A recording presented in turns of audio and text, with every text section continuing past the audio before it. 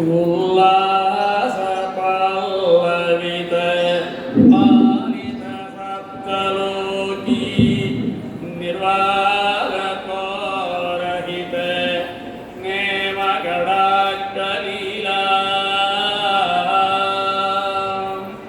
ஸ்ரீரங்கரம்யதட மங்கள தீபரேகா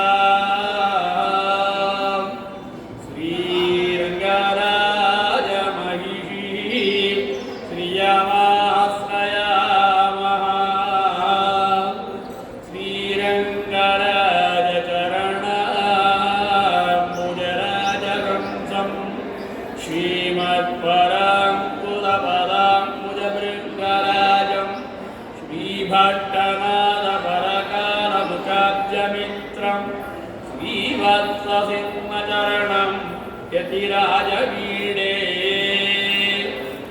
மொழியை கடக்கும் பெரும் புகழார் பஞ்சமுக்குறுப்பாம் குழியை கடக்கும் நம் கூறத்தாழ்வார் சரண் கூடியவின் வழியை கடக்கும் ராமானுதன் வாழ்வாழி அல்லா வழியை கடத்தல் எனக்கினியாரும் பருத்தமன்னே. சாட்சத் ஸ்ரீயப்பதியார் சர்வேஸ்வரனான எம்பெருமானுடைய வெறுகேற்க பிரபையினார் ஆழ்வார்கள் ஆண்டாள் ஆச்சாரிய அனுகிற விஜயத்தினாலேயும் ஸ்ரீ ரங்கநாத சுவாமி தேவஸ்தானத்தாருடைய பெரிய முயற்சியினாலேயும் பெரிய அன்பினாலும் ஆதரவினாலும் ஸ்ரீவே கொங்கிலாச்சான் பாலாஜி சுவாமியுடைய பெரிய முயற்சியினாலேயும் பாகவதோத்தமர்களாக அவர்களுடைய அன்பினாலும் ஆதரவினாலும் இன்றைய தினம் புறத்தாழ்வார் அருளி செய்ததாக சொல்லப்படுகின்ற கூரேச விஜயம் என்பதை பற்றி ஒரு சில விசேஷார்த்தங்களை நாம் அனுபவிக்க வேண்டும் என்று அந்த புறத்தாழ்வாருடைய திருவடிகளிலே அவருடைய திருவடிகளிலே அடியனுடைய கிருதகீதையை தெரிவித்து இந்த தேவஸ்தானத்தாருக்கும் ஸ்ரீவே பாலாஜி சுவாமிக்கும் அடியனுடைய கிருதகீதையை தெரிவித்து ஒரு சில விசேஷார்த்தங்களை அனுபவிப்போமாக. கூரேச முதலிலே கூரேசா என்ற சொல்லுக்கு அதாவது புறத்தாழ்வான் என்று அர்த்தம். விஜயம் என்றால் ஒரு சபையிலே ஒரு சபைக்கு சென்று அந்த சபையிலே தன்னுடைய வாதங்களை சொல்லி வெற்றி கொண்டபடியினாலே அது விஜயம் என்கிறது. ஜெயம் என்றால் வெற்றி, சாதாரண உங்களுக்கே தெரியும். ஜெயம் என்றால் வெற்றி, விஜயம் என்றால் விசேஷமான ஜெயம் விஜயம். அது வந்து விசேஷம். அதாவது ஒரு மன்னனானவன் படைக்கு போருக்கு போறான், போரில் போய் ஜெயிச்சு வரான், அது ஜெயம். ஆனால் இது அப்படிப்பட்ட விஷயம் அல்ல. இது சாம்பிரதாயார்த்த விஷயம். சகல வேதாந்த சாரங்களை எல்லாம் சொல்லி அவனை ஜெயிக்க வேண்டும் என்றால் எதிர்க்கே இருக்கிற அத்தனை பேரும் பலவீனர்கள் அல்ல. எதிர்க்கே இருக்கக்கூடிய பாகம் புரியவர்கள் எல்லாருமே பிரசித்தமான பாண்டித்யம் உடையவர்கள். அதாவது இது நடந்த விஷயம். அதாவது எந்த கிரந்தமும் ஆரம்பிப்பதற்கு ஒரு காரணம் வேண்டும். காரணம் இல்லாமல் எந்த கிரந்தமும் இந்த நிலவுலகத்திலே அவதரிக்கவில்லை. ஸ்ரீராமாயணமாகட்டும், மகாபாரதமாகட்டும், ஸ்ரீமத் பாகவதமாகட்டும், எந்த இதிகாச புராணங்களும் சரி, ஆழ்வார் பாசுரங்கள் அதுவும் சரி, எல்லாமே தானே தோன்றியதோடு அல்லாமல் அது ஒரு பிரஷ்னபூர்வகமாக வந்து அதற்கு பிறகுதான் அந்த விஷயம் தெரிய வருகிறது. இப்பொழுது சாதாரண உங்களுக்கு எல்லாரும் தெரியும் விஷ்ணு சகஸ்ர நாமம். அந்த விஷ்ணு சகஸ்ர நாமம் என்கிற கிரந்தம் எங்களை விஷ்பர் சொன்னது ஏன் அவதரித்தது, அதற்காக அவதரிக்க வேணும் அப்படின்னா கண்ணன் பெருமான் விஷ்பர் அம்புப்படுக்கையில படுத்திருக்கும் பொழுது நீ போய் எல்லா தர்மங்களையும் கேட்டுக்கொள் என்று சொல்லும் பொழுது அங்கே சென்றால் தர்மபுத்திரரை வியாஜமாக வைத்து பீஷ்மர் சொன்னதுதான் சகஸ்ரநாமம். ஆக இவன் கேள்வி கேட்டான். அது என்ன கேள்வி கேட்டான்? சகஸ்ரநாமத்திலே வருது. ஓ தர்ம சர்வ தர்மாணாம் தர்மாதியதமோ மதஹா யத்பக்த்யா புண்டரீகாக்ஷம் தவே அர்ச்சன் நரஸ்யதாம். இந்த உலகத்திலேயே மேலான தர்மம் எது? மேலான தர்மமாயிருக்கணும். அந்த தர்மத்தை அடையும் வழி சுலபமாக இருக்கணும். ரெண்டு நீதி உண்டு. என்ன? ஒன்றும் மேலான தர்மமாக இருக்கணும், உயர்ந்த தர்மமாக இருக்கணும். சரி, உயர்ந்த தர்மம் எங்கேயோ பரமபதத்திலேயோ திருப்பார்கடலிலேயோ அவதாரத்திலேயோ விபவாதாரங்களிலேயோ அந்தர்யாமித்திலே இருந்தாலும் நம்மளாலே அந்த அர்த்தத்தை தெரிந்து கொள்ள முடியுமா? அப்ப என்ன பண்ணான் எம்பெருமான்? அச்சாவதாரமாக பண்ணான் எம்பெருமான். இதைத்தான் மணவாள மாமனிகள் செய்ய மரத்துவமாய் சிறார்வியூகமாய் துய்ய விபவமாய் தோன்மிவத்துள் எய்தும் அவர்க்கு இந்நிலத்தில் அச்சாவதாரம் எளிது என்றார் மண்ணு தமிழ் மாறன் பயின்று என்று. உலகத்திலேயே பெரிய தர்மமாயிருந்து பிரயோஜனம் என்ன? தர்மம் பெரிசாக என்ன? அதை அடைகின்ற வழி எளிய வழியா இருக்கணும், உயர்ந்ததா இருக்கணும், எளிமையா இருக்கணும். இந்த இரண்டும் உடையது எது என்று கேட்க அங்கே ஸ்ரீராமாயணத்திலே ராமோ விக்கிரகவான் தர்ம, இங்கே கிருஷ்ணம் தர்மம் சனாதனம். மகாபாரதத்திலே சிவபாரதத்திலே என்ன சொல்றார்? சனாதனம், கிருஷ்ணன் என்பவன் சனாதன தர்மம். இந்த சனாதனங்கிற வார்த்தை தான் பல இடங்கள்ல தப்பா பிரயோகப்படுத்திட்டு தப்பா அர்த்தம் பண்ணிட்டு அதை என்னென்னவோ சொல்லிட்டு இருக்கான். அது வந்து அந்த இதுக்கு போகட்டும். என்று ஆதி யாராலே தொடங்கப்பட்டது, யாராலே முடிவுல பெற்றது என்பது இல்லாமல் இருக்கிறதோ அதற்கு பேர் தர்மம், சனாதன தர்மம்னு பேர். அதைத்தான் பழங்கால பழக்கம், பண்பாடு, வழக்கம்னு சொல்றான். சில ஆத்துகள் சில கல்யாணத்தில் இது எங்க ஆத்து வழக்கம்னு சொல்லிடுறான். ஜான் மாதம் வச்சுக்கலாமா வேண்டாமா? எங்க ஆத்து வழக்கம் இல்லை. சரி, உங்க ஆத்து வழக்கம் வேணா வச்சுக்கோங்க, ஆனா ரெண்டு பேரும் சண்டை வர வேண்டாம். அதனால கொஞ்சம் தூரம் போயிட போன மாதிரி போயிட்டு காரில் உட்கார மாதிரி உட்கார வச்சுட்டு உங்க இஷ்டம் பூர்த்தியாச்சு, எங்க இஷ்டம் பூர்த்தியாச்சு, உங்க ஆத்து வழக்கம் ஆயிடுச்சு, எங்க ஆத்து வழக்கம் ஆயிடுச்சு. அப்படி இந்த சனாதனமாக பழக்கத்தோடு வருகின்றதற்குத்தான் சனாதன தர்மம் என்று. அப்ப கோதர்ம சர்வ தர்மானாம் சர்வதர்மோ அதிகதமோ மதஹ யத் பக்தியா புண்டரீகாட்சம். அந்த அங்க எளிமை. அப்போ உயர்ந்ததா இருக்கணும், எளிமையா இருக்கணும். அப்படி கேட்ட உடனே விஸ்வபிதாமகன் சொல்ல தொடங்கினார் அல்லவா? விஷ்ணம் வெற்று மகட்காரோ பூதபவ்ய பவத் பிரபு என்று விஷ்ணு சஹஸ்ரநாமத்தை சொன்னார் அல்லவா? பீஷ்மர் கண்ணனை பார்க்கிறார், ஒரு சிரிப்பு சிரிச்சுட்டார். யாரு? பீஷ்ம பிதாமகன். அம்பு கொடுக்கிற இருந்தா கூட ஞானம் என்பது ஞானி அல்லவா அவன்? அவனுக்கு தெரியாத எதிர்க்க பார்த்து கண்ணனை பார்த்து சிரிச்சானான். இந்த அர்த்தத்தை அவன் கேட்கிற கேள்விக்கு பதில் இங்கதான் இருக்கு, இருந்தாலும் எவ்வாயாலே நான் சொல்ல வேணும் என்று கண்ணன் பெருமானுடைய நியமனான குணமாக சாஸ்திரநாமம் சொன்னான். சொல்றேன் அந்த தர்மம். அப்போ இந்த இடத்துல பார்ப்போம். அப்போ அது விசேஷ தர்மம். தர்மத்துக்கு அர்த்தம் சொன்னேன், விசேஷ தர்மம். அது வந்து விசேஷ தர்மம்.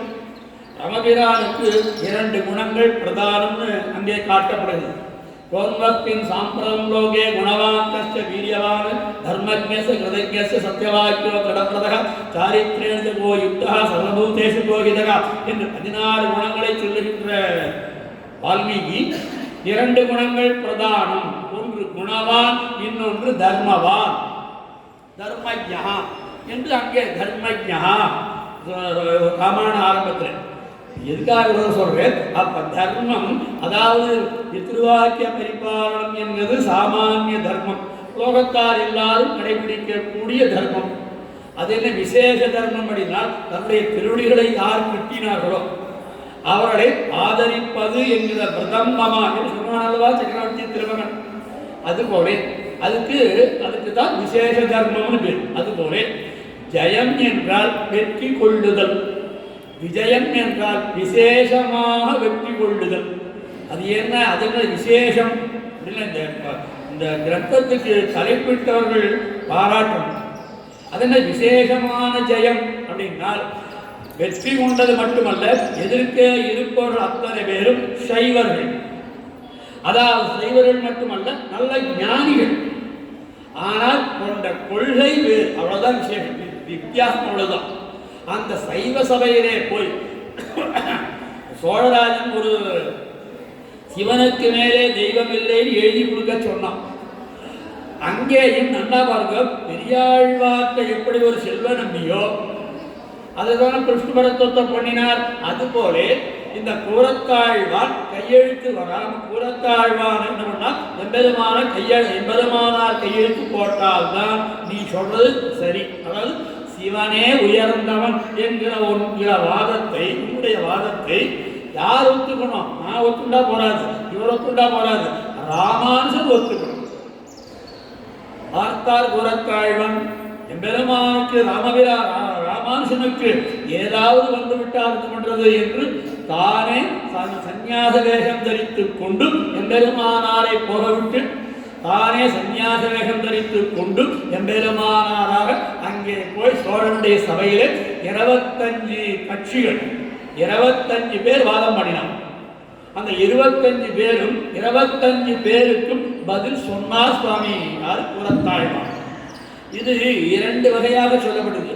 கூரத்தாழ்வான் அருளியது என்று சொன்னாலும் சரி, அல்லது கூரத்தாழ்வான் போய் சபையில போய் வெற்றி கொண்ட வந்த விஷயத்தை அவருடைய சிஷ்யர்கள் சொல்லியிருக்கிறார் என்று ஒரு அர்த்தம் காணப்படுகிறது. ஆனால் நமக்கு எதுவாக இருந்தால் என்ன, உபதேசர் சொன்னது அவ்வளவுதான் விஷயம். ஆக விஜயம் என்றாலே விசேஷமான இந்த விஷயத்துக்காக சொல்லுவது. அப்படி இந்த கூரத்தாழ்வான் என்ன பண்ணினார்? அப்படி இன்னைக்கும் ஸ்ரீபெரும்புதூரே 6ஆம் உற்சவத்தன்னைக்கு பெருமானாருடைய உற்சவத்தை சேவிக்கணும். அங்கே போய் அந்த அனுபவிக்கிற அனுபவம் இருக்கேன். அங்கேருந்து கூரத்தாழ்வான் வெள்ளை வேட்டியில் வருவார், இங்கே சன்னியாச வேட்டில் வருவார், பெருமானார் வெள்ளை வேட்டி ஊற்றிட்டு போவார். வெள்ளை சாத்துதல் என்றே ஒரு உற்சவம் நடக்கிறது ஸ்ரீபெரும்புதூரில். இன்னைக்கும் அந்த அவதார வைபவத்தை நாம் அனுபவிக்கலாம். இந்த 10 நாள் எம்பெருமானாருடைய திருவாதிரை அவதார ஜென்ம தின உற்சவத்திலே கொண்டுகின்ற அனுபவம். அப்படி இதிலே இது சின்ன கிட்டத்தட்ட இது பெரிய விஷயம். ஆனால் அவ்வளவு பெரிய கடலை, ஒரு பெரிய கடலை ஒரு சின்ன கடுகுக்குள்ளே புகுத்த முடியுமா? 1 மணி நேரத்தை என்ன சொல்ல முடியும்? கூரேச விஜயத்தை ஒரு பாஸ்திரத்திற்கு அர்த்தம் சொன்னாரே முடியாது. ஏன்னால் இப்ப 2 சொல்லணும். அதாவது அவர்கள் வைக்கக்கூடிய பூர்வ பட்சத்தை சொல்லணும். அதற்கு கூரத்தாழ்வான் அவர்கள் 25 இடத்தை காட்டி 25 வாக்கியங்கள், அதாவது 25 அர்த்தங்கள் சிவனே தெய்வம் என்று சொல்லுகின்ற வார்த்தைகள், சிவனே பரதெய்வம் என்று அவர்கள் கொண்ட கொள்கைப்படி. இது குட்டி ஸ்ரீபாஷ்யம் போரே. இந்த ஸ்ரீபாஷ்யம் எப்படி இருக்கிறதோ அதே ஸ்ரீபாஷ்ய பிரக்கிரியில தான் இந்த கூரேச விஜயமும் அமைந்திருக்கிறது என்பது ஒரு அற்புதமான அனுபவம். அதாவது பிரம்மசூத்திரத்திலே என்ன சொல்லப்படுறது? பிரம்மசூத்திரம் என்று அடியேன் சொல்வது பிரம்மசூத்திரம், அதற்கு வியாக்கியானம் ஸ்ரீபாஷ்யம். அந்த பிரம்மசூத்திரத்திலே சொல்லப்படுகின்ற வாக்கியங்களுக்கு சுவாமி எம்பெருமானார் எப்படி வியாக்கியானம் பண்ணினாரோ, ஸ்ரீபாஷ்யம் பண்ணினாரோ, அதுபோல சுவாமி கூரத்தாழ்வான் அருளி செய்தது குட்டி ஸ்ரீபாஷ்யம். எனக்கு உணர்ந்தோன்னா இதை வைத்து தான் காஷ்மீரத்திலே போய் சுவாமி எம்பெருமானார் ஒரு தரம் சேவிக்க கூரத்தாழ்வான் வந்து நான் முழுமையாக பார்த்து விட்டேன், மேலே கிரந்தத்தை தொடங்கலாம் என்று சொன்னது இந்த வாரங்களை வைத்துத்தான் இருக்கும். அப்போ இது ஒரு சிறு குட்டி ஸ்ரீபாஷ்யம் அப்படின்னு வச்சுக்கோ, மனசுல வச்சுக்கோ. கூரேச விஜயம் இஸ் ஈக்குவல் டு பாஷ்யம், ஸ்ரீபாஷ்யம். அதிலே பிரம்மசூத்திரத்திலே 4 அத்தியாயங்கள் உண்டு. 4 அத்தியாயங்கள். முதல் அத்தியாயம் அதாவது சமன்வயா அத்தியாயம். 2வது ஸ்ரீபாஷ்யத்தை சொன்னேன். அந்த ஸ்ரீபாஷ்யத்தினுடைய கோடி காட்டினால்தான் இந்த கூரேச விஜயம் நமக்கு மனசில் நல்லா புரியும். நான் உங்களுக்காக 1 மணி நேரத்தில் சுருக்கமாக சொல்லிட்டு போறேன். ஆக இந்த பிரம்மசூத்திரத்திலே முதல் அத்தியாயம் 4 அத்தியாயங்கள், 16 ஒவ்வொரு அத்தியாயத்துக்கும் 4 பாதங்கள், ஒவ்வொரு பாதத்திற்கும் 16 அதிகரணங்கள். அதுபோல 4 அத்தியாயங்கள், 16 பாதங்கள், 156 அதிகரணங்கள், 545 சூத்திரங்கள். இதுதான் பிரம்மசூத்திரத்தினுடைய அவுட்லெட். சுவாமி இந்த பிரம்மசூத்திரத்தை சேவிக்கிறமே, கட்டடமா சேவிக்கலாம். இன்னைக்கும் அந்த பிரம்மசூத்திரத்திலே எப்படி 4 அத்தியாயங்கள், 16 பாதங்கள், 156 அதிகரணங்கள், 545 சூத்திரங்களோ அதை இன்றும் நாம் சேவிக்கலாம். எங்கே? காஞ்சிபுரத்திலே பெருமாள் எழுகின்ற அந்த கொடை போடுறாளே முதல் மண்டபம் ஒன்று இருக்கு. அந்த மண்டபத்தில் போய் சேவி அந்த மண்டபத்தையே மனசில் நினைச்சுன்னு போங்க. இந்த ஸ்ரீபாஷ்யமும் அந்த மண்டபம் ஒன்னா இருக்கும். அங்கே 16 கால் தூண் இருக்கிறது. அந்த மண்டபத்தில் 16 பாதம் அல்லவா. மேலே 4 உத்திரம் இருக்கு, 4 அத்தியாயங்கள், குறுக்க நெடுக்க 156 கல் இருக்கு. கட்டடம்னா 1 2 3 4ங்கிற மாதிரி 16 கால் 16 கால் மண்டபம் அதுக்கு பேர். அதான் எம்பெருமா அது வரதராஜ சன்னதிக்கு வெளியில அதை சேவிச்சா இன்னைக்கும் அந்த ஸ்ரீபாஷ்ய அந்த மண்டபத்தை பிரதட்சணமா போனா ஒரு ஸ்ரீபாஷ்யத்தை பிரதட்சணம் வந்தால் போலே ஆகும். அந்த ஸ்ரீபாஷ்யத்திற்கு அனுகுணமாக அதை ஏற்படுத்தி ஸ்ரீபாஷ்யம்னா பிரம்மசூத்திரம்.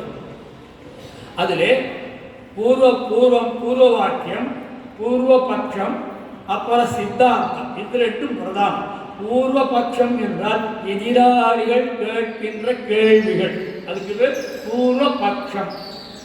அதற்கு அவன் சில உதாரணங்களை சொல்லுவான். அவன் சில வேத வாக்கியங்களை அவனுக்கு எது சாதகமாக இருக்கிறதோ அந்த வாக்கியங்களை அவன் சொல்லுவான். பூர்வ வாக்கியம் அதாவது பூர்வ பட்சம் பேரு. அதுக்கு அவன் ஒரு வாக்கியம் சொல்லுவான். அதுக்கு வாக்கியம் வாக்கியம்னு பேரு. அவனுக்கு அதாவது பூர்வபக்ஷிக்கு அதாவது எதிர்கேள்வி கேட்கிறவன் பூர்வபக்ஷி.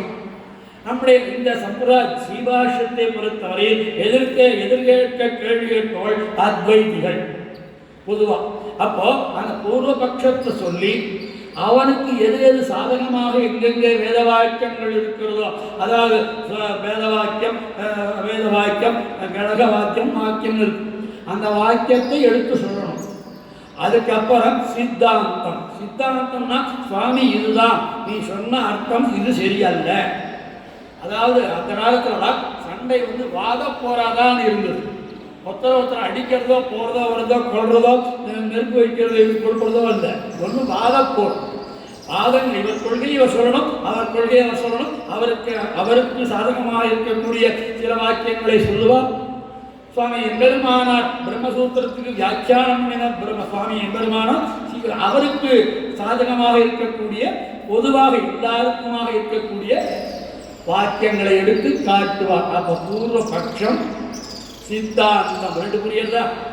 இந்த பூர்வ பட்சத்துக்கு 25 பேர்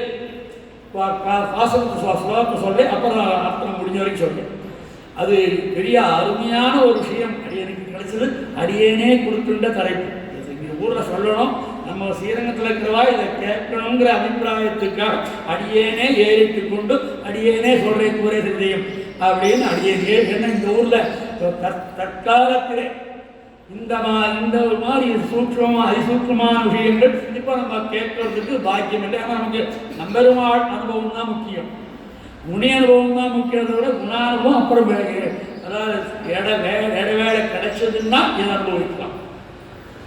அதனால கோரேச விஜயம் இதில் முதலில் 25 பேர் 5 கட்சியா, அதாவது மொத்தம் கிட்டத்தட்ட 32 ஸ்லோகங்கள் தான்.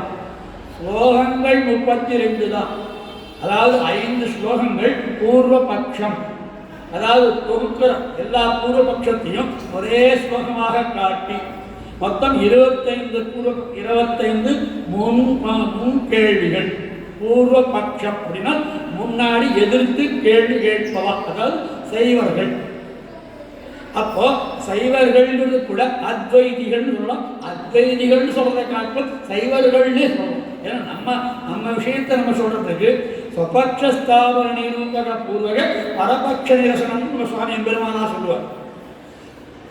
எம்பெருமானார் நம்முடைய ஸ்ரீபாஷ்யத்தில் என்ன முக்கியம் அப்படின்னா ஸ்வபக்ஷஸ்தாபன, தன்னுடைய பட்சத்தை நிரூபிப்பதற்காக அதை சொல்லி தன்னுடைய பட்சத்தையும் சொல்லி, அதனாலே பூர்வபக்ஷ அதாவது முன்னாடி சொன்னாலே அவர்களை நிரசனம் பண்றது பரபக்ஷ நிரசனம்.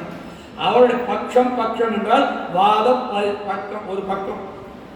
அப்ப பூர்வபக்ஷம்னா முன்னாடி இருக்கக்கூடிய கேள்விகள், அதற்கு சித்தாந்தம், இதற்கு இருக்க வேண்டிய விஷயங்கள் அப்படின்னு 25 கேள்விகளை கேட்டார்கள். யாரு? பூர்வபக்ஷிகள். சுவாமி கூறத்தாழ்வான் 100 பதிலை சொன்னார். இந்த 100 பதிலும் அவர்கள் சொன்னது ஏதோ சமாதானமாகறதுக்காக சொன்ன விஷயம் அல்ல. சுவாமி நம்ம சம்பிரதாயமே பிரமாணம் இல்லாமல் எந்த வார்த்தையும் நம்ம சம்பிரதாயத்தில் எந்த விஷயத்தையும் அர்த்த பூர்வாச்சாரம் வியாக்கியானம் பண்ண மாட்டான். எதுவாக இருந்தாலும் பிரமாணம் வேணும். அந்த பிரமாணம் எதுக்கு? சகல வேதம் பிரமாணம். சகல பிரமாணம் எது? வேதமே சகல வேத பிரமாணம். அதுதான் இருப்பதற்குள்ளேயே உயர்ந்த பிரமாணம் எது? வேதம்தான்.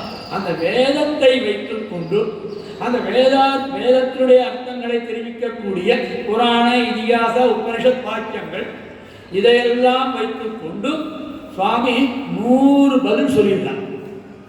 கேள்வி 25, பதில் 100. ஸ்லோகங்கள் பூர்வபட்சம் என்கிற ஸ்லோகங்கள் 5, அதை விவரிக்கக்கூடிய பதில் 27 ஸ்லோகங்கள்.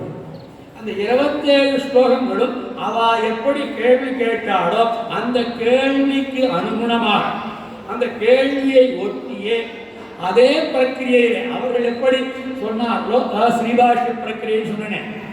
அதே போல இந்த சுவாமி குரத்தாழ்வானும் அதே பிரக்கிரியிலே அதே முறையிலேயே திருப்பி பதில் சொல்றார். இது ஒரு அற்புதமான ஒரு கிரந்தம். இப்படிப்பட்ட ஒரு கிரந்தத்தை நாம் அனுபவிப்பதற்கு குரத்தாழ்வான் துறைதான் காரணம். அதில் முதல் ஸ்லோகம், அதாவது பூர்வபக்ஷ ஸ்லோகத்தை முதல் ஸ்லோகத்தை வாசிச்சுடுறேன். அதுக்கப்புறம் என்னால் எவ்வளோ அர்த்தங்கள் சொல்ல முடியுமோ அதை சொல்கிறேன். அதாவது இந்த 5 ஸ்லோகங்கள் பூர்வபக்ஷம் என்பதை மனசில் வச்சுருந்தோம். இது குட்டி ஸ்ரீபாஷ்யம் என்பதை மனசில் வச்சுருந்தோம். புறத்தாழ்வான் எதிராளிகளை அவர்கள் ஞானிகள் அவர்களை வென்றபடினாலே இதற்கு கூரேச விஜயம் என்று திருநாமம். இந்த 3 விஷயம் ஞாபகம் வச்சுருக்கோம். இப்போ விஷயத்துக்குள்ளே போமா. ஸ்ரீபாஷ்யம் அதாவது இந்த எப்படி பிரிச்சுக்கா சுவாமி? காயத்ரி அவருடைய பூர்வபக்ஷ வாக்கியம் காயத்ரி போதிதத்வாத். அதாவது ஒரு ஸ்லோகத்தில் 5 கேள்விகள், இன்னொரு ஸ்லோகத்தில் 8 கேள்விகள், இன்னொரு ஸ்லோகத்தில் 6 கேள்விகள், அதுக்கு அடுத்த ஸ்லோகத்திலே 3 கேள்விகள், அதுக்கு அடுத்த ஸ்லோகத்திலே 3 கேள்விகள். மொத்தம் எத்தனை ஆச்சு? 5, 5 8 13, 13 19, 19 3 22, 22 3 25. 25 கேள்விகள், 25 பேர் பூர்வபக்ஷம் வைக்கலாம். 5 கட்சிகளாக பிரிந்து 5 பேர் 5 பேராக பிரிந்து பிரசித்தமான பாண்டித்யம் உடையவர்கள் பெரும் சபை. அந்த சபையில காயத்ரி போதிதத்வாத், அதாவது சிவன் தான் உயர்ந்தவன் என்று சொல்ல வந்த என்னென்ன விஷயங்கள் என்னென்ன காரணங்களினாலே சிவன் உயர்ந்தவன் என்று அவர்கள் சொன்னதை இப்படி காட்டார்.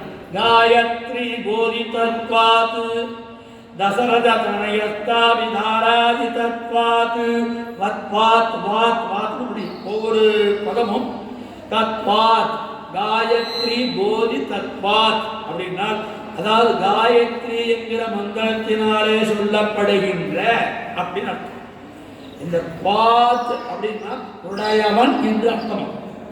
அது பிரம்மசூத்திரத்திலையும் ஸ்ரீபாஷ்யத்திலையும் பிரம்மசூத்திரத்திலையும் நிறைய அந்த பாத்து வரும். அப்போ காயத்ரி அப்புறம் அப்போ ஸ்லோகத்தை சொல்லிட்டு அப்புறம் அர்த்தம் சொல்லணும். முதல்ல ஸ்லோகத்தை சொன்னாலே பாதி உங்களுக்கு அர்த்தம் புரிஞ்சு போயிடும்.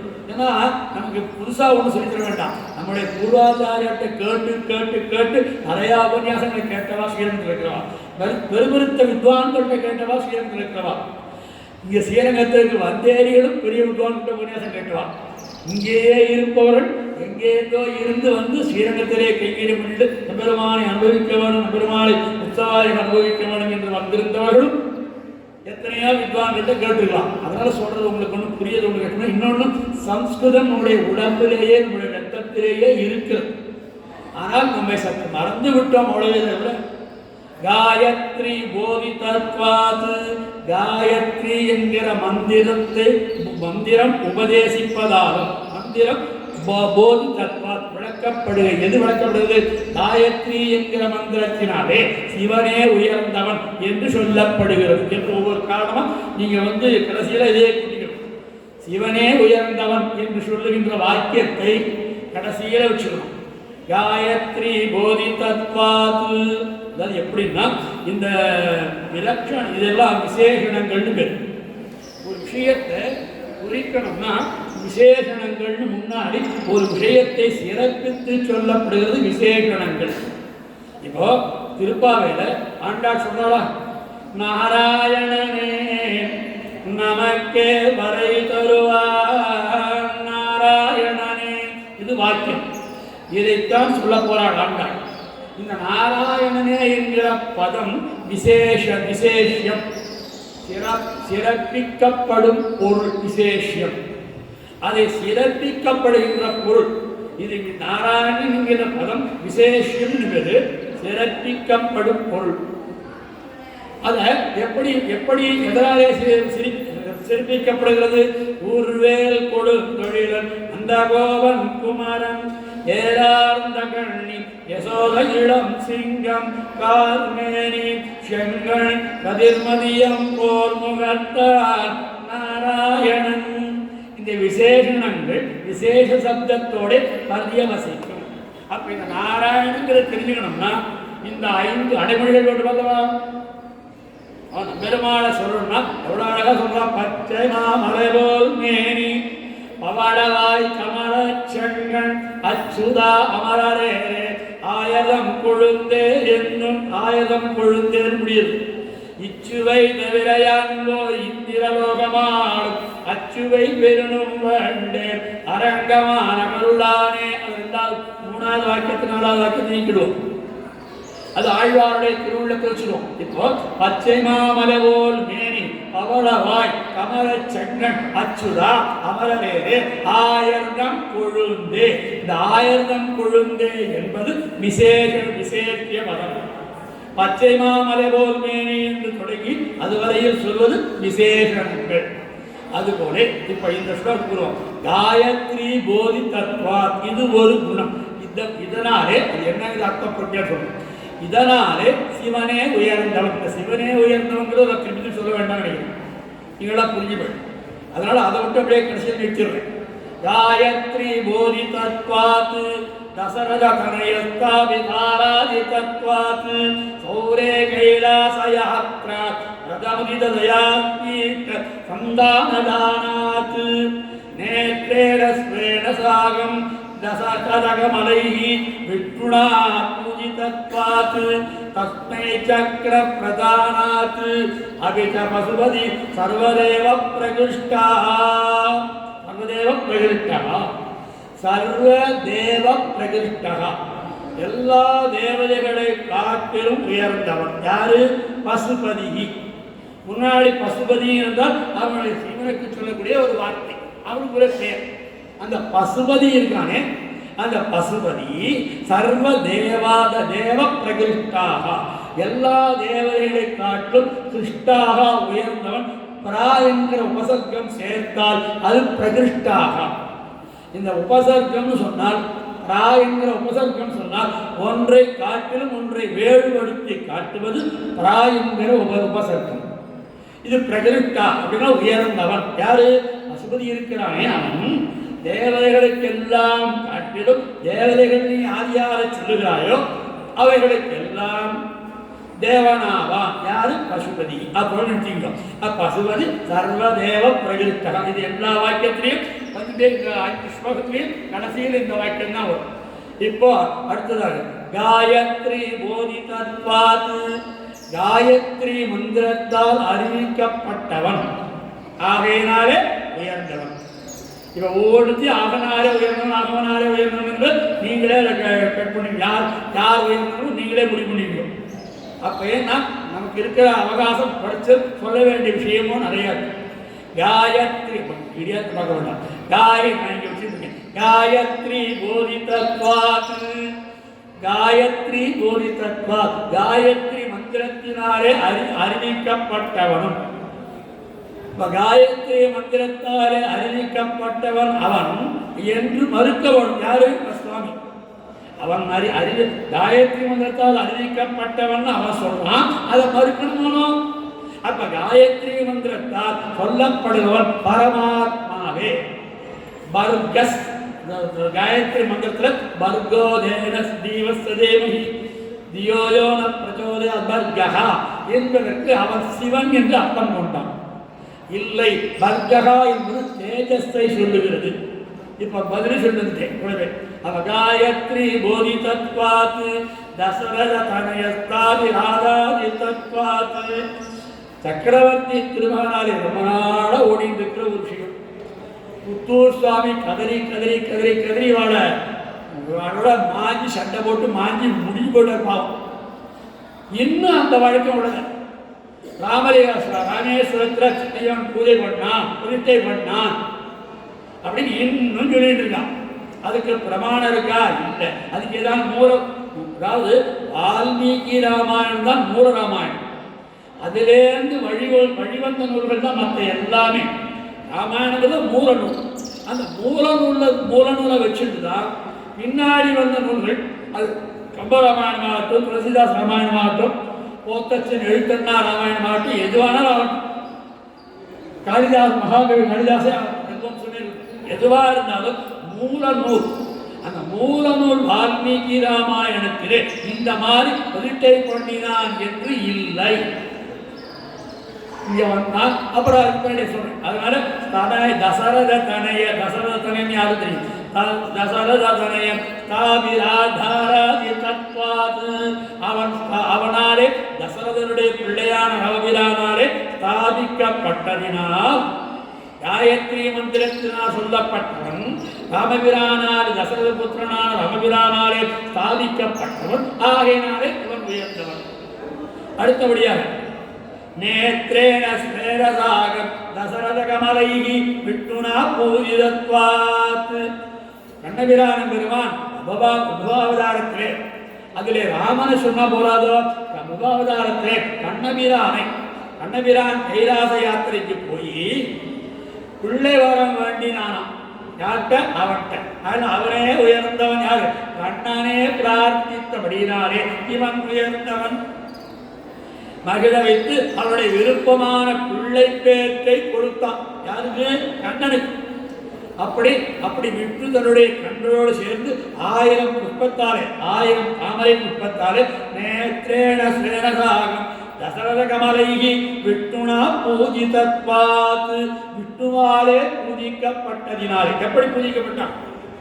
1000 மலர்களை வைத்துக் கொண்டு, 1000 தாமரை மலர்களை வைத்துக் கொண்டு ராமன் பூஜித்தான். ஆகையினால யார் பூஜிக்கிறானோ பூஜிக்கிறவனை காட்டிலும் பூஜை ஏற்றுக்கொள்கிறவனே உயர்ந்தவன்.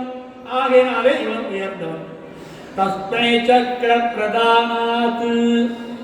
அதாவது எம்பெருமானுக்கு சங்கு சக்கரத்தை கொடுத்தவன். ஆகையினாலே இவன் உயர்ந்தவன். இப்படி பசுபதிகி சர்வதேவ பிரகிருஷ்டா. ஆகையினாலே உயர்ந்தவை. 6 காரணம் சொல்லிட்டார். என்னது? ஒன்றும் காயத்ரி மந்திரத்தினால் பூஜை சொல்லப்படுபவன், இந்த ராமபிரானாலே பூஜிக்கப்பட்டவன், ராமபிரானாலே ஸ்தாபிக்கப்பட்டவன், கிருஷ்ணனாலே பிள்ளை வரம் கேட்க பெற்றவன், சக்கராயுதத்தை எம்பெருமானுக்கு கொடுத்தவன். ஆகிய 6 காரணங்களாலே, ஆகிய 5 காரணங்களாலே இவன் தான் உயர்ந்தவன்.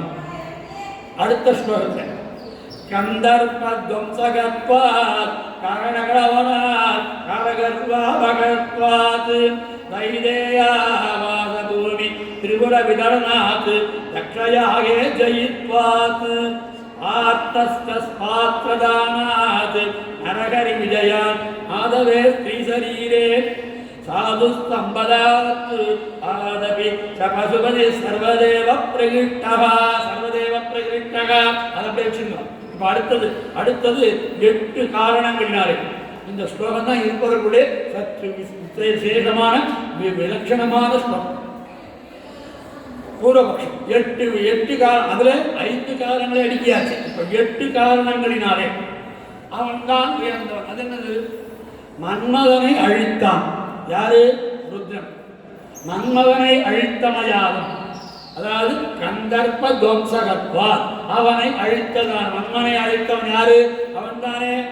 அதனால மன்மதனை அழித்ததினால் இவன் சிறந்தவன். அதுக்கப்புறம் நஞ்சை விழுங்கியதாலும், அந்த திருப்பார்கடலை கடையும் பொழுது நஞ்சு வந்தது இல்லையா? நஞ்சு உண்டான் அல்லவா?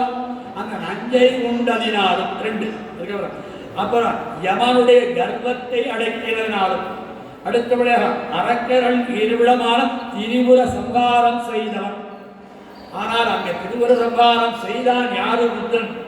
பதில் மறுப்பில்லை. ஆனால் அத்தனைக்கு அந்தரியாமையாக இவை இருந்தான் என்பதை ஒத்துக்கொள்ளாதவர்கள்.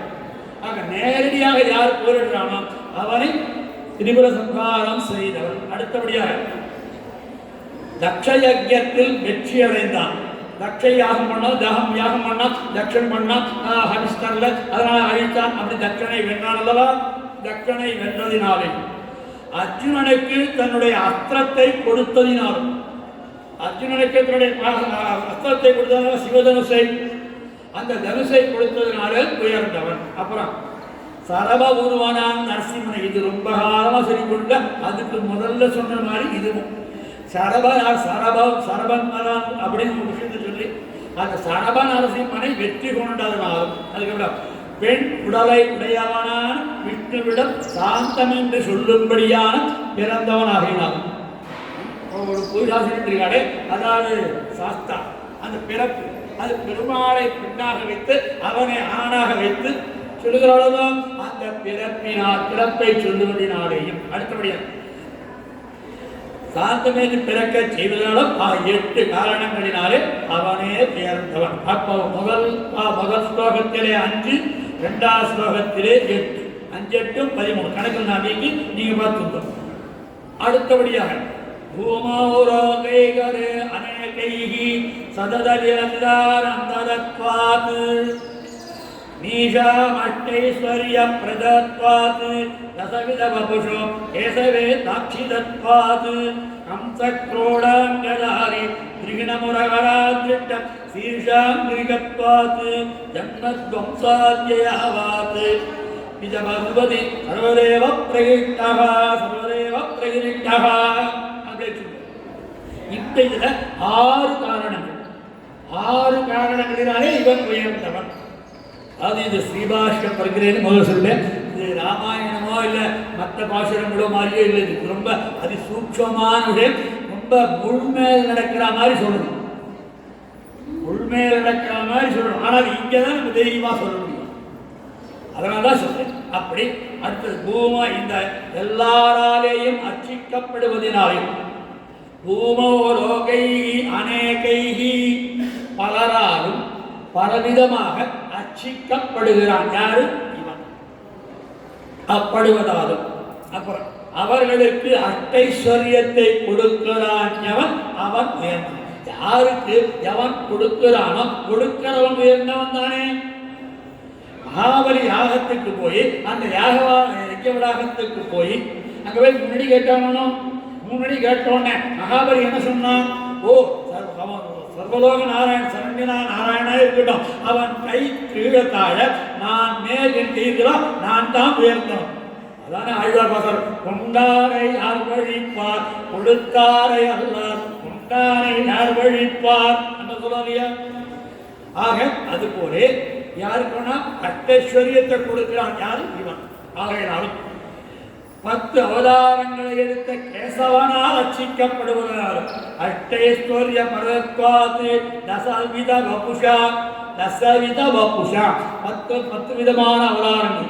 நீனோடாமை கேழல் அறிகுறனாய் உண்மை ராமனாய் தானாய் பின்னுமை ராமனாய் ஆமோதரனாய் கக்கியமானான் தன்னை என்று 10 அவதாரங்களை எடுத்தவன். அந்த 10 அவதாரங்களை எடுத்தவன் யார் அர்ச்சனை பண்ணினான்? யார ஸ்தோத்திரம் பண்ண தெரியுமோ? இவனத்தான். ஆக அர்ச்சிக்கப்படுவதனாலே தசாவதாரங்களை எடுத்த சர்வேஸ்வரனான சிவன் நாராயணனாலே வணங்கப்படுவதனாலே. அடுத்ததாக அன்னப்பறவையின் மீது இது ஒரு கதை. 3வது கதை.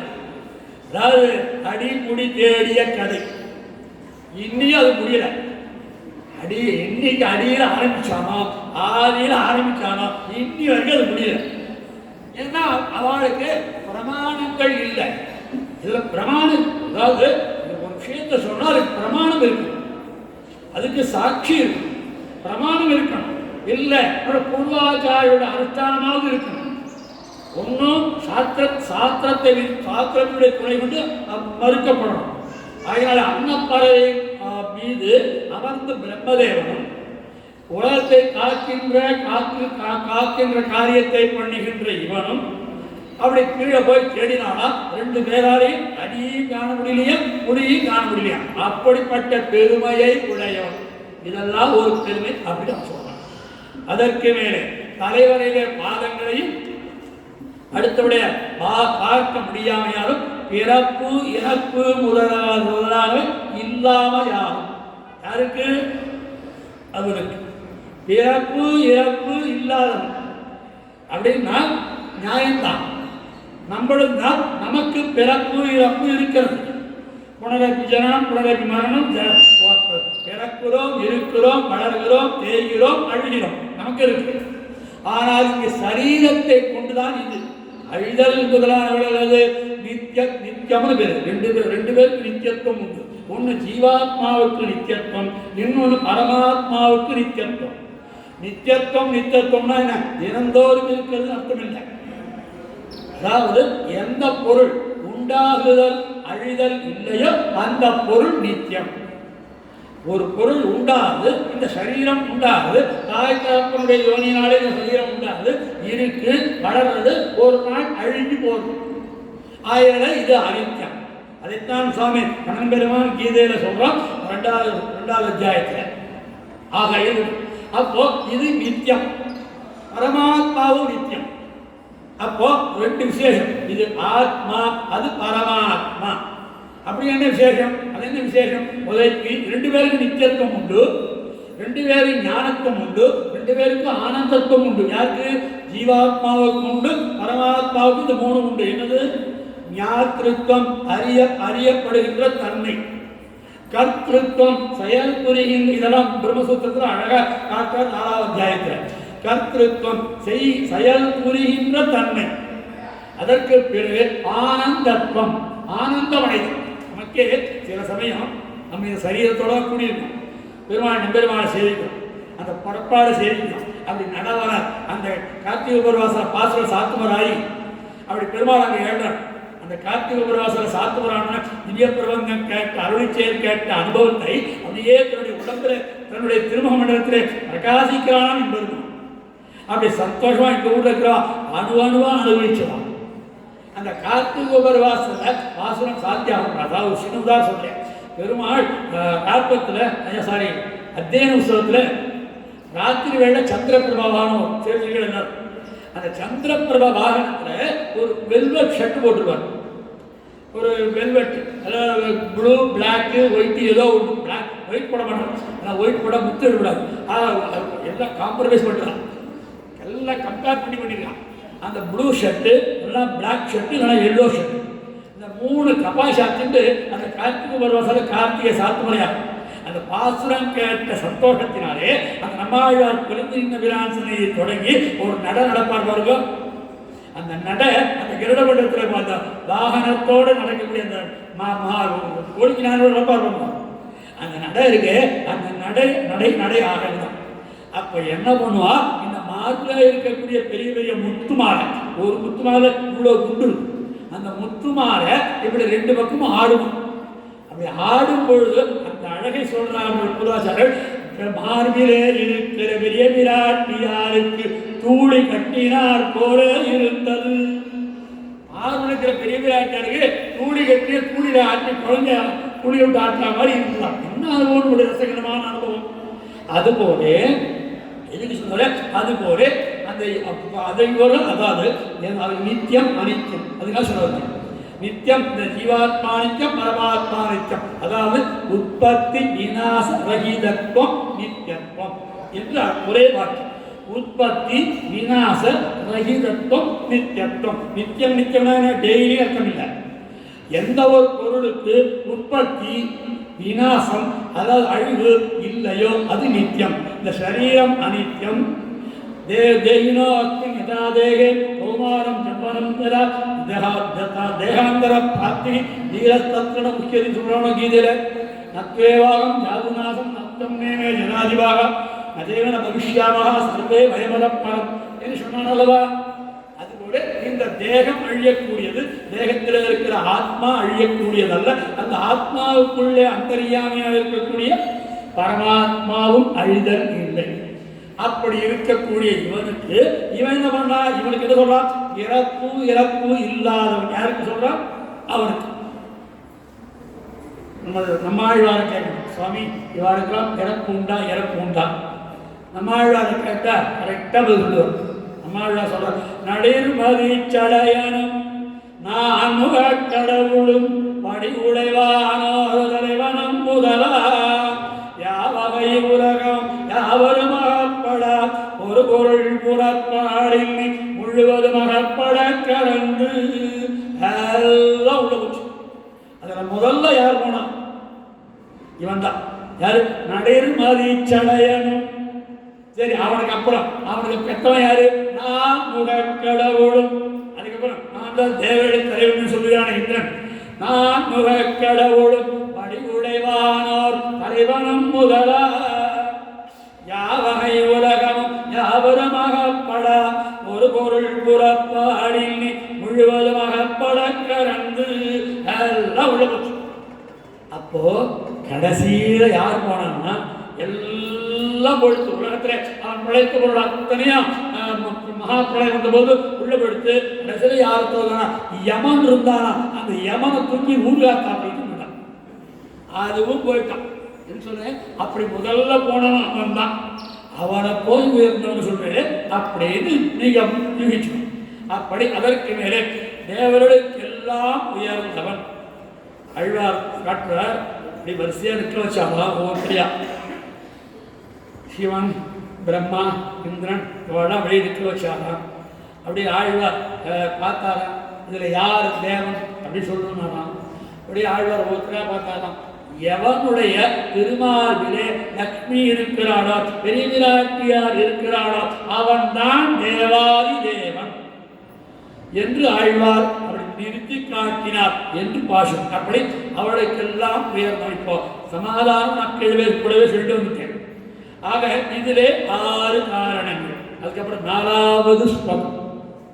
வாரணஸ்ய பராசரீன புஜஸ்தம்பனாத் பிராக்குராணாம் வித்வம்சே கேதவோ நாச்ருத விஷ பபுஷா தாரித க்ஷமாத தத்வாத் அஸ்தோக பிரம்மசீர்ஷாஸ்ய நிஜகிருத கலாகிம் கிரியா பூஷிதத்வாத் தானாச்ச ஞான முக்தியோரபி சகசுபதி சர்வதேவ பிரகீட்டக.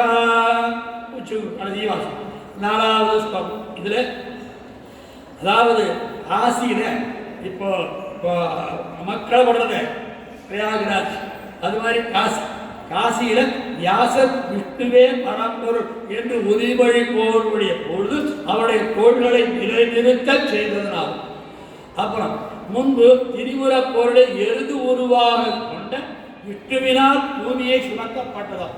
இந்த உலகத்துல பூமியை சுமந்தானாம் எருது ரூபமாக. அவனுடைய மகன் தானே.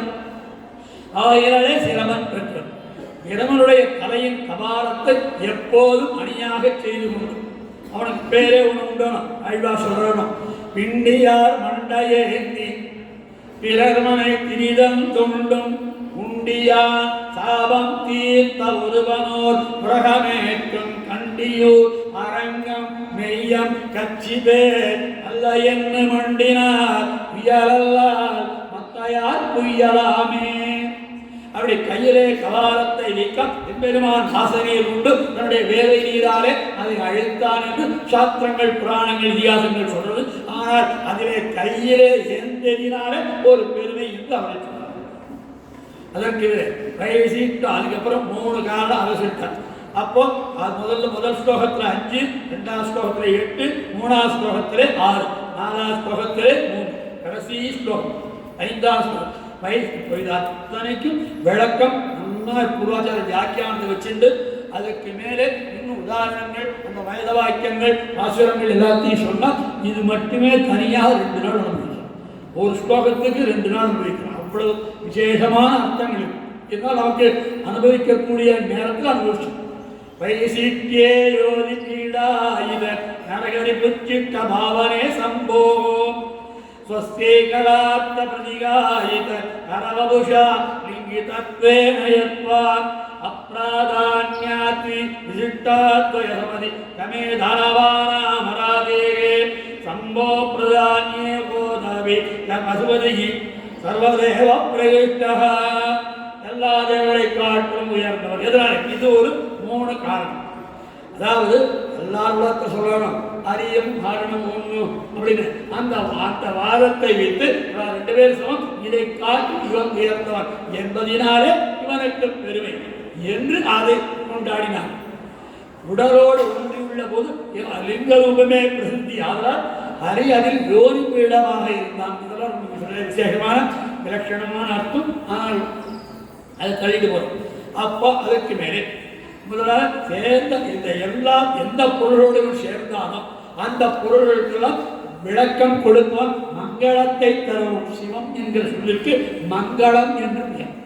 மங்களத்தை தருவன் எந்த பொருளோடு சேர்ந்தானோ அந்த பொருளோடு சேர்ந்து மங்களத்தை தருவோம். ஆகையினாலே இவன் உயர்ந்தவன். ஆக முதல் ஸ்லோகத்தினாலே 5 காரணங்களினாலும், 2வது ஸ்லோகத்தினாலே 8 காரணங்களினாலும், 3வது ஸ்லோகத்தினாலே 6 காரணங்களினாலும், 4வது ஸ்லோகத்தினாலே 3 காரணங்களினாலும், 5வது ஸ்லோகத்திலே 3 காரணங்களினாலும், ஆக 25 காரணங்களினாலே இவனை காட்டிலும் இவன் உயர்ந்தவன் என்று அவர்கள் வாதிட்டார்கள். இந்த வாதத்துக்கு பிரதிவாதமாக, அதாவது வாதத்திலே நிறைய வாதம் பிரதிவாதம், அதாவது அவர்கள் சொன்னதை ஒத்துக்கொள்ளணும், அவர்கள் சொன்னதை ஒத்துக்கொண்டு அதற்கு மறுப்பு தெரிவிக்கும்.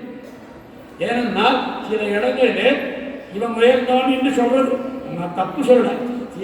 சில இடங்களிலே இந்திரனை உயர்ந்தவன் சொல்றது, சில வேத வாக்கியங்கள் அவனை உயர்ந்தவன் சொல்றது, சில வேத வாக்கியங்கள் பிரம்மாவை உயர்ந்தவன் சொல்றது. ஆனால் அத்தனை சொன்னாலும் நம்முடைய பூர்வாச்சார சுவாமி எம்பெருமானார், நம்முடைய பூர்வாச்சார நம்பிள்ளை முதலானவர் என்ன பண்ணான்னா, நீ இதை மட்டும் பார்க்காத, இதுக்கு முன்னாடி என்ன சொல்லியிருக்காங்கிறத பாரு, இதுக்கு பின்னாடி என்ன சொல்லியிருக்காங்கிறத பாரு, அந்த 2த்தையும் பார்த்துட்டு இதுக்கு அர்த்தம் சொல்லு. அப்ப என்ன ஆகும்? அதாவது அவர்கள் முன்னாடி ஒரு வார்த்தை போது அதை விட்டுடுறாங்க. ஒருத்தர் உயர்த்தி சொல்லும் பொழுது முன்னாடி சொன்ன வார்த்தையை விட்டுடுறான், பின்னாடி சொல்ல போகிற வார்த்தையை விட்டுடுறான். அவனுக்கு எது சாதகமா இருக்கோ அந்த வார்த்தையை மட்டும், அதுக்குதான் வேத ஸ்ருதி அபேத ஸ்ருதி கடக ஸ்ருதி அப்படிலாம் சொல்றோமோ இல்லையா? அதுபோல முன்னாடி சொல்ற வாக்கியங்கள்ல என்ன சொல்லியிருக்கு, சுவாமி என்ன எம்பெருமானார், சுவாமி எம்பெருமானார் ஸ்ரீபாஷ்யத்துல நிர்தாரணம் பண்ணும் பொழுது நீ சொன்னது தவறு அப்படின்னு சிறதாக, நீ சொன்னதுல இலக்கணம் இல்லை, இலக்கண பிழை இருக்கு. 2வது முன்னாடி என்ன சொல்லியிருக்காங்க வார்த்தையை பாரு, பின்னாடி என்ன சொல்லியிருக்காங்க வார்த்தையை பாரு, நடுவில் இந்த வார்த்தைக்கு என்ன அர்த்தம் நீயே சொல்லு என்று அவர்கள் வாய் அடங்கும்படியாக, அவர்கள் வாயினாங்க அவர்கள் சொன்ன சொல் அடங்கும்படியாக, அது பதில் சொல்லணும், சந்தேகமா பதில் சொல்லக்கூடாது. கேள்வி கேட்கிறார், அதுக்குன்னா இப்படி இருக்கலாம் அப்படி இருக்கலாம், இது சந்தேகத்தை பதில் சொல்லக்கூடாது. இது ஆழ்வாரே நமக்கு சொல்லிக்கிறார்.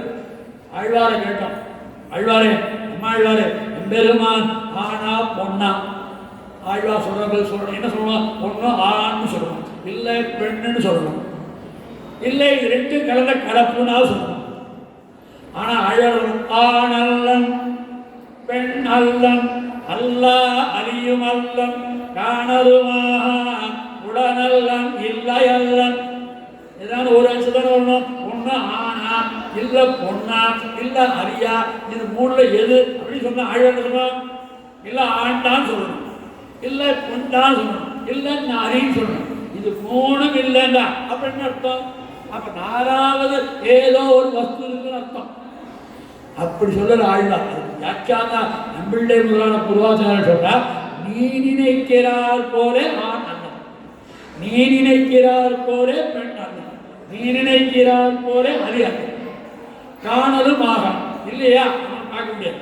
ஆனால் இதே ஆழ்வார் வேறொரு வாசகத்தில் சொல்றார், யாராவது எம்பெருமானை பார்க்க வேண்டும் என்று விரும்புபவர்களுக்கு பார்க்கப்படுபவனாய் இருக்கிறான், யார் எம்பெருமான் மேலே நம்பிக்கை இல்லாமல் இருக்கிறானோ அவனுக்கு அப்படியே சேவை கடவுள் இல்லைன்னு சொல்ற. அதுபோல இந்த பாசுரத்தில் இப்போ இப்போ இவ்வளோ ஆறு ஆறு சொல்லியாச்சா. இத்தனைக்கும் ஒவ்வொரு விஷயத்தில் சாதாரண சொல்ல ஒரு 4 விஷயங்களை வரிசையாக சொல்லிட்டு வந்துட்டேன். இப்படி இவனை காட்டிலும் இவன் உயர்ந்தவன் என்று சொல்ல வேண்டிய இடத்திலே இவர் சொல்லி அதற்கு பிரமாணங்கள் காட்டி இதை பெரிய கிரந்தம் தெரிஞ்ச புத்தகத்திலிருந்து இருந்து தமிழ் படுத்தி அதை போட்டிருக்காங்க. அதில் இவ்வளவு கிரந்தங்கள் சுவாமி அரங்கராஜன் சுவாமி, சுவாமி வெங்கடேஸ்வர சுவாமி வள்ளலார் காட்டே இல்லை. ஆனால் விளக்கம் வியாக்கியானம் பெருசு இருந்தாலும் அவகாசம் ஞானமாக சுருக்கி சொன்னேன். அப்படி இத்தனையும் அவர்கள் என்ன சொன்னார்களோ அந்த வேத வாக்கியம் சொல்லணும், அதற்கு பூர்வபக்ஷம் சொல்லணும், அதில் என்ன இலக்கண பிழைன்னு சொல்லணும், அதில் என்ன வியாக்கியானம் சொல்லணும், அதுக்கப்புறம் என்ன சித்தாந்தம் சொல்லணும். இந்த சித்தாந்தம் சொன்னாலும் இதற்கு ஒரு பிரமாணம் தான். அப்போ 6 விஷயங்கள் ஒரு கேள்விக்கு 6 விஷயங்கள் சொல்லணும் சுவாமி பெருமான். இங்கே குலத்தாழ்வான், அங்கே ஸ்ரீபாஷத்திலே சொன்னா போல இங்கே இங்கே குரேச விஜயத்தில் குலத்தாழ்வான் சொல்றார் 6 விஷயங்களை குறித்து. என்ன? அவன் சொல்கின்ற பட்சம், அதற்கு பிரமாணமாக காட்டுகின்ற வேத வாக்கியம், அதற்கு பதில் சித்தாந்தம், சித்தாந்தத்திற்கு பதிலாக அதற்கு தகுந்தபடியாக இருக்கக்கூடிய பிரமாண வாக்கியம், அதற்கு அடுத்தபடியாக அவர்கள் சொல்லுகின்ற வார்த்தைகளுக்கு சமாதானம், அடுத்தபடியாக 6வது சித்தாந்தம். இதுதான் உறுதியான பொருள் என்று 6 இலக்கணங்களோடு கூடி இந்த கூரேச விஜயத்தை அனுபவித்து முடிக்கிறார். அடியேனும் சிற்றறிவிக்கப்பட்ட விண்ணப்பத்தை மூர்த்தியாரிடம் சமர்ப்பித்து சர்வாபஜாராட்சம்.